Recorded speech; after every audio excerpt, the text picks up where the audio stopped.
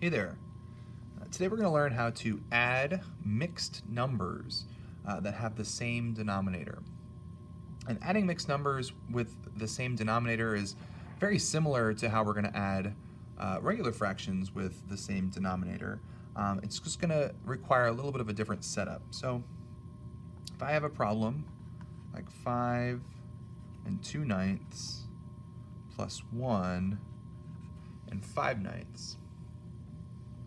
First of all, I don't want to set my problem up so that my numbers are side by side. I would rather stack them so that they're on top of each other. So I'm going to pull 5 2/9 over here. I'm going to go ahead and get this out of the way here. And I am still adding. And the reason I set it up this way is because I'm really going to separate the fractions from the whole numbers. These are going to be things that I add together separately. So I'm going to start by adding my fractions. Here I have 5/9 plus 2/9. And I know that I need to add just my numerators. 5 plus 2 would give me 7. And then my denominator, 9, would stay the same. So once I've added my fractions together, now I can look over at my whole numbers, and I also need to add those together. So 1 plus 5 would give me 6. So therefore my answer would be 6 7/9. Now occasionally you might have a problem where your fraction that you add ends up as a improper fraction. So let's try this problem. 3 4/5 plus 2 3/5. And again, I'm going to go ahead and separate these because I'm not going to add them together. I'm going to add the fractions first, and then I'm going to add the whole numbers. So if I pull 4/5 plus 3/5, 4 plus 3 gives me 7, and my denominator would say the same. But here I have an improper fraction, and I can't leave it as an improper fraction. So I need to change this into a mixed number. And the way I would do that is by dividing. 7 divided by 5. 5 goes into 7 one time. 1 times 5 is 5, and there's 2 left over when I subtract, so it would be 1 remainder 2. The way I would write that as a mixed number would be 1 whole and 2/5. Now here I have another mixed number. I have a whole number and a fraction.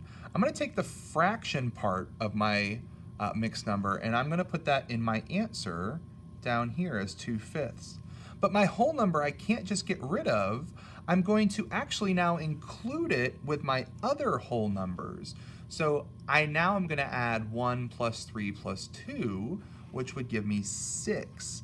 So this would be my final answer, 6 2/5. Let's do a couple more examples. 6 5/6 plus 7 1/6. Again, split my fractions from my whole numbers. And 5/6 plus 1/6, well, that's going to give me 6/6. And I really know that when I have the same numerator as my denominator, that really tells me that I have 1 whole. So in this case, my 1 whole is going to come over to my other whole numbers, and I'm going to include it when I add those together. But here I don't have any other fractions. Since 6/6 turned into 1 whole, I actually won't have a fraction part in this answer. So now all I need to do is add my whole numbers. 1 plus 6 plus 7 gives me 14 wholes. And there are no fractional parts that go along with this. So my answer would just be 14.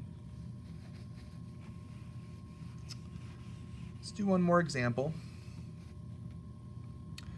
We'll do 7 5/7 plus 3 6/7. Again, I'm going to go ahead and split my fractions off. And if you want to add the whole numbers first, you can. 3 plus 7 would give me 10. But then I need to come over and add my fractions together. 5/7 plus 6/7. 5 plus 6 gives me 11. And my denominator would still be 7. So again, I now have an improper fraction. So I can't leave it in that form. I'm going to change it. 7 goes into 11 one time. When I subtract 7 from 11, I have 4 left over.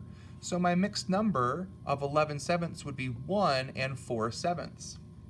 Now again, I'm going to take my fraction and I would bring that to my fraction answer of 4 sevenths, but I can't leave out my whole number. I would need to add my whole number to the other whole numbers that I've already added, and that instead of 10 would give me 11.